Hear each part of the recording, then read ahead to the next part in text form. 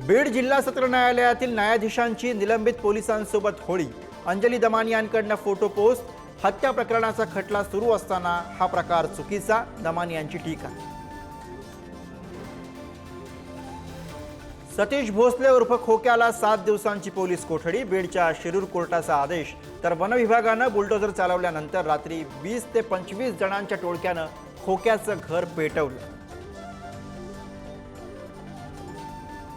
जयंत पाटलांबाबत अंदाज लावणं कठीण, उपमुख्यमंत्री एकनाथ शिंदेंचं विधान। तर बारामतीमध्ये जयंत पाटलांनी शरद पवारांची भेट घेतल्यानं राजकीय वर्तुळामध्ये चर्चांना उधाण। शिंदे आणि अजितदादांची महायुतीमध्ये परिस्थिती खराब, त्यांनी काँग्रेसमध्ये यावं, नाना पटोलेंची खुली ऑफर। तर भगवा रंग परवडणाऱ्यांनी महायुतीमध्ये यावं, शिंदेंचं प्रत्युत्तर।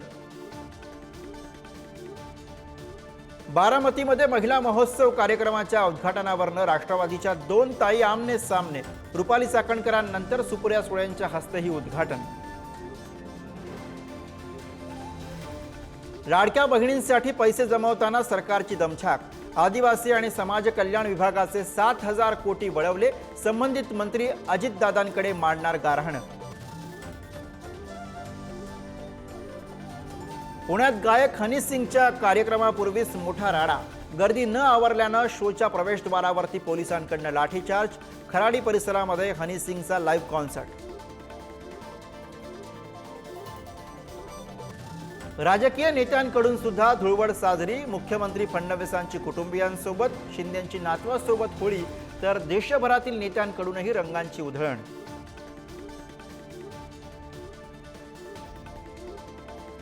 मास्टर ब्लास्टर सचिन तेंडुलकरची भारतीय संघाच्या जुन्या सहकाऱ्यांसोबत धुळवड साजरी। इंटरनॅशनल मास्टर्स लीग निमित्त सर्व खेळाडू एकत्र, युवराज सिंग, अंबाती रायडू, युसुफ पठाणला रंगवलं।